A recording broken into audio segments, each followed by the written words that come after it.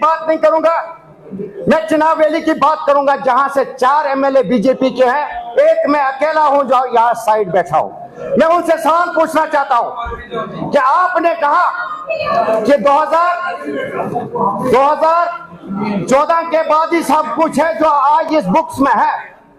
मैं चुनाव वैली में चैलेंज करता हूं कि एक भी काम 2008 से 2014 तक जो हमारे उमर साहब की सरकार थी, जिसमें डीपीआर बनी, प्रोजेक्ट बने, कुछ काम शुरू हुए, कुछ नहीं हुए, इनको सिर्फ कैंची हाथ में थी। मैं चैलेंज करता हूं, एक प्रोजेक्ट दिखाओ जो आप एमएलए ने लेके दिल्ली लिया, खाओ नेशनल हाईवे हो, खाओ पावर प्रोजेक्ट हो, वो लेके आप लोगों ने सैंक्शन लाई और काम शुरू किया। खीर हमारी, मिठाई आप खाते हो। हाँ, एक काम इन्होंने किया, जरूर किया।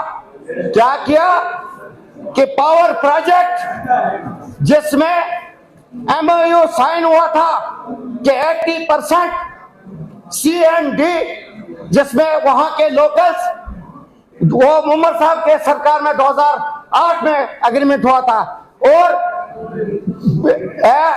B&A उसमें 49% स्टेट के जॉब होल्डर्स को काम मिल रहा था। इन्होंने उसके वो वैल्यू था एमओयू 2 साल के लिए। उसके बाद जो एमओयू हुआ है, इनकी सरकार में हुआ है, मैं चाहता हूं वो पब्लिक डोमेन में लाया जाए। कितने लोगों को रोजगार वहां मिला है। उसके अलावा आज बिजली मिशन, फ्री बिजली मिशन, उसके साथ मैं भी हूं। फिलहाल तो डिस्ट्रिक्ट स्टार्ट का ही है, हो सकता पूरी चुनाव वैली में ये लहर चले, क्योंकि 3 से 4 प्रोजेक्ट, 5 प्रोजेक्ट हमारी चुनाव वैली में है।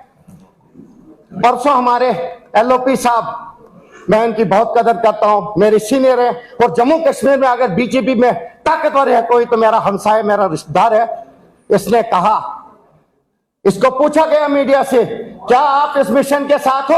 उसने कहा क्यों नहीं, मगर आप आज इतना गरमाओ इसको कि उमर साहब के पुतले जलाओ। मैं शर्म करता हूं इस बात को। मैं पूछना चाहता हूं, 2014 से 2018 सरकार रही आपकी, आप पावर मंत्री रहे, आपने उस टाइम क्यों नहीं कहा, वहां भी आपकी सरकार थी, यहां भी आपकी सरकार थी, आपने क्यों नहीं एक रेजोल्यूशन पास किया यहां से? आप दिल्ली से क्यों नहीं कहा आपने कि मैं फ्री बिजली किश्तवाड़ को दिलवाऊंगा? जो प्रोजेक्ट इनकम से 1.5% डिस्ट्रिक्ट किश्तवाड़ के डेवलपमेंट का हिस्सा आता है। सुनो सुनो सुनो सुनो, उसका 80% प्रॉफिट आप ले जाते हो, सिर्फ 14% प्रॉफिट स्टेट को मिलता है। इधर देखो, चलो बनाई नहीं है, इधर से आराम से, आराम से। इनको उस टाइम करना चाहिए था। आज भी मैं इनके साथ खड़ा हूं, पूरा हाउस इनको एक रेजोल्यूशन पास करके दिलवाएगा। जो एक 51% सेंट्रल गवर्नमेंट का हिस्सा है, 1.5% उसमें भी हमारा जो डिस्ट्रिक्ट का हिस्सा है गवर्नमेंट के लिए, हमें वो नहीं चाहिए। हमें चाहिए कि 1.5% सेंटर हमें दे दे, 1.5% हमें अपने डिस्ट्रिक्ट का हिस्सा है, 3% में हमें पूरी चुनाव वैली को बिजली फ्री मिलेगी इस इनकम से। उसके बाद रहा नेशनल हाईवे बटोत छात्रों, बिल्कुल डीपीआर बनी थी, कुछ रजिस्ट्रेशन के टेंडर भी उमर साहब के टाइम में हो गए, उसके बाद इन्होंने उसको लाया। हाँ, हमें इसमें एक फायदा हुआ, ठेकेदार भी दिल्ली के, मशीनें भी दिल्ली के, डंपर भी दिल्ली के। मेरे चुनाव वैली के लोगों को एक हिस्सा मिला, जो वहां से इंजीनियर आए, ठेकेदार आए, हम लोगों ने उनकी बूट पॉलिश की, हम लोगों ने उनके बाथरूम साफ किए, हम लोगों ने उनके जूते साफ किए। ये हमें नौकरी मिली प्रोजेक्ट में, ये हमें नौकरी मिली नेशनल हाईवे में, सिर्फ गाड्डा खाया। रहा जहां माइनिंग का सवाल, sir Jammu mining block score हमारे चुनाव वैली में बहुत फर्क है। हमारे चुनाव वैली में गला घूंटा गया है। हमारे चुनाव वैली में माइनिंग ब्लॉक से रेता के लिए कोई माइनिंग ब्लॉक नहीं है। रेता हमारे खच्चर वाले वहां इकट्ठा करते हैं।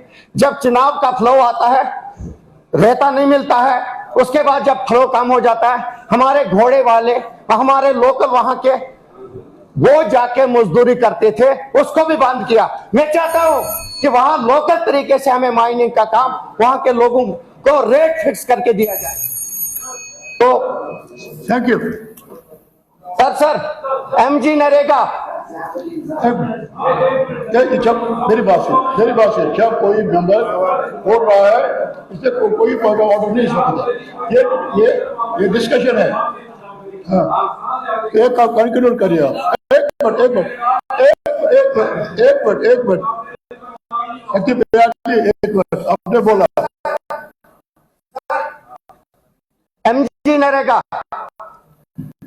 सर देखिए, इन्होंने उसको भी खत्म। आपको काफी मौका मिलेगा। सर मैं सबसे आधा सेकंड लेता हूं, क्योंकि मैं इस पार्टी का हिस्सा हूं। इस पार्टी का हिस्सा हूं। आधा सेकंड। तारिक हमीद करा साहब प्लीज कहिए। आप हमारी पार्टी के 13 मिनट थे, फरीद साहब ने सिर्फ 4 मिनट किए। मैं आपको भी दे दूंगा, मुझे अभी पता चला ये। Chairman sir, I will speak in the second sitting. मैं सेकंड में बोलेंगे। चलिए बोले आप, अर्जुन साहब आप बोलिए। इंडिपेंडेंट है वो, इंडिपेंडेंट पार्टी है। रहे थे अभी बजट पे स्पीच कर रहे थे। अभी उन्होंने अपनी बात में कहा कि मैं इस पार्टी का हिस्सा हूं। इस पार्टी का यानी कि नेशनल कॉन्फ्रेंस का इंडिपेंडेंट चुनाव लड़ा है, पार्टी को ज्वाइन नहीं कर सकते। इनका मेंबरशिप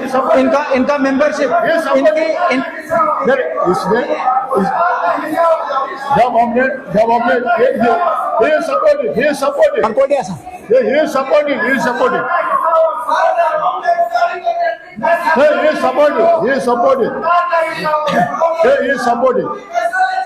ये सुनने में होगा, ये सपोर्ट कर रहे हैं, इसलिए बोला हम सपोर्ट कर रहे हैं। चले फट साहब आप बोलिए। शुक्रिया स्पीकर साहब, उनका शुक्रिया। I know that he is supported. चलिए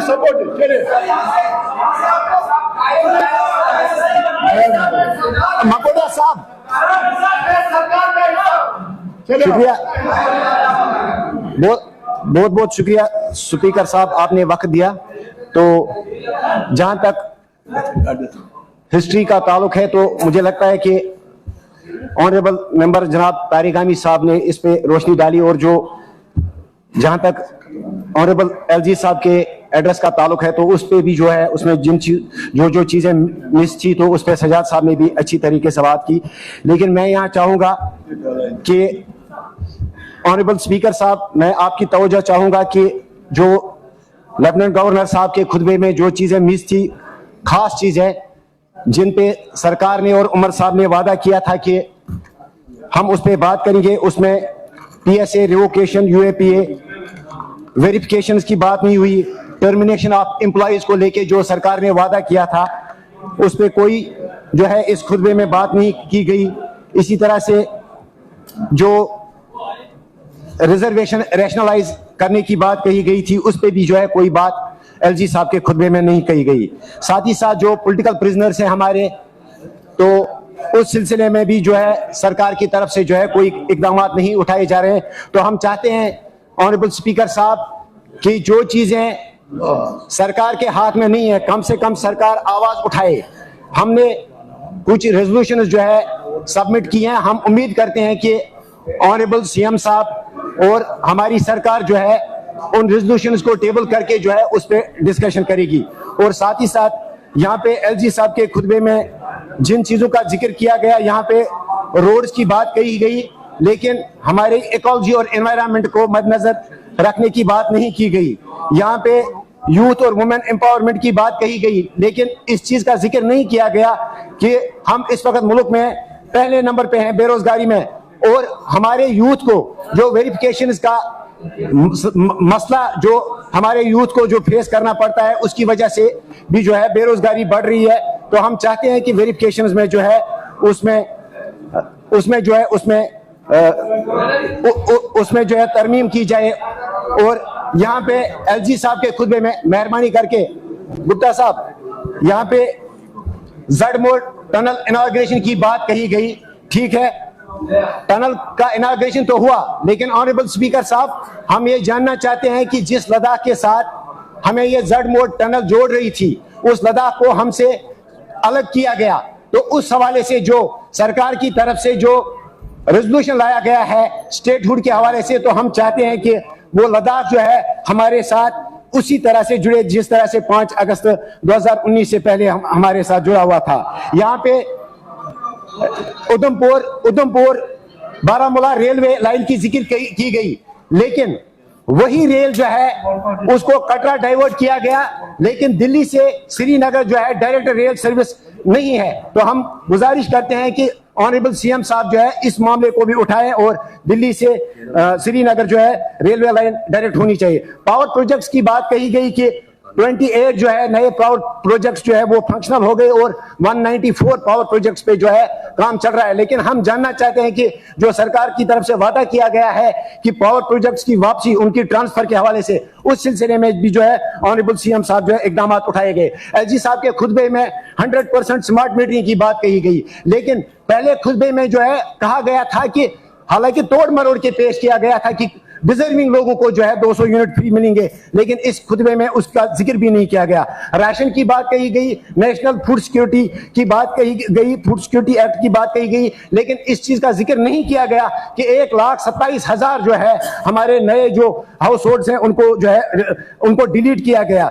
और यहाँ पे जेजेएम की बात कही गई। हम ये कहेंगे कि जेजेएम में स्कीम्स आई लेकिन फंक्शनल नहीं है, उसमें हमारी तरफ से भी ये डिमांड है कि एक हाउस कमेटी बनाई जाए और उसमें जो है इन्वेस्टिगेशन हो। इरिगेशन की बात कही गई, लेकिन ये डाटा नहीं दिया गया कि कितने कनाल्स कितने एकर्स ऑफ लैंड जो है नहीं उसको इरिगेट किया गया। एचएडीपी प्रोजेक्ट की बात कही गई। मैं ऑनरेबल मिनिस्टर साहब की नोट्स में भी लाना चाहता हूं कि हजारों की तादाद में एप्लीकेशन जो है सब्सिडी के लिए इस वक्त बढ़ी हुई है। स्पीकर साहब, ऑनरेबल स्पीकर साहब, सिर्फ 1 मिनट का टाइम।